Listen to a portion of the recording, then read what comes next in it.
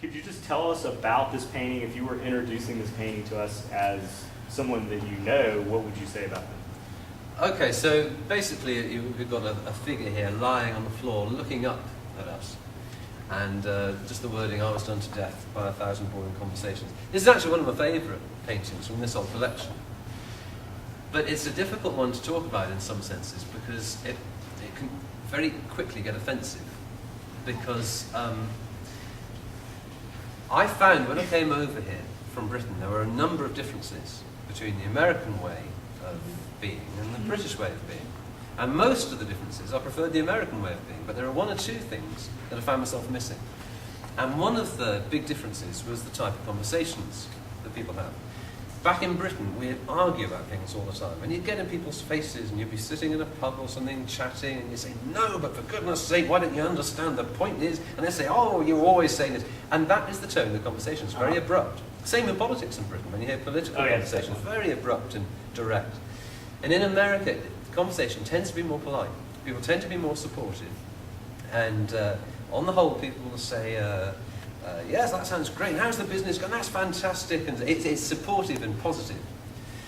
But the danger with that, and what I've found once or twice, is when I've been in kind of polite society and we'll be sitting around and I'll almost be screaming for somebody to say something that's got an edge to it. And then I go and find myself sometimes saying things and everybody goes quiet and looks at their dishes and I shouldn't have said that. But only because I'm kind of waiting for that bite in the conversation. And so that's why I'm afraid this may appear offensive, because really that's what this is about. Of that feeling of I cannot take another polite conversation where no one will disagree. And I can start saying something outrageous and everybody will say, okay, that's fine, yes. Well, I'll be thinking, no, you've got to say no, that's wrong. You know? So that's kind of what's going on here. And I wanted to get a Southern belle, and this is another friend of mine. She actually used to work in a gallery downtown. And it's a very nice looking girl, very kind of southern blonde hair, very well turned out. And very nice. And I said, do you mind posing? She said, not at all, no. She was happy to do it.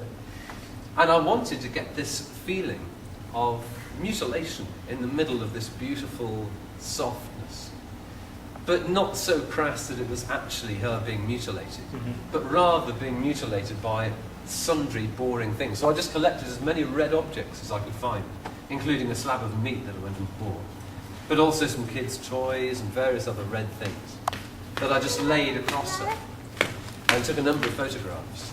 And so that the reference, as well as being a physical kind of done to death, it's also the kind of the death of boredom, of just putting everything in its place and keeping going. So that's kind of what was going on. Did you, when you were doing this, did you actually have her with the slab of meat there and anything else? Yeah, I took photographs. I didn't paint her like this because it was very difficult actually to get photographs from high enough so that I could get the whole body in. Because I was standing on chairs, on tables and everything, and yet I could still only get half of the picture in. So I was just taking lots and lots of photographs that I could use as reference material for the actual painting.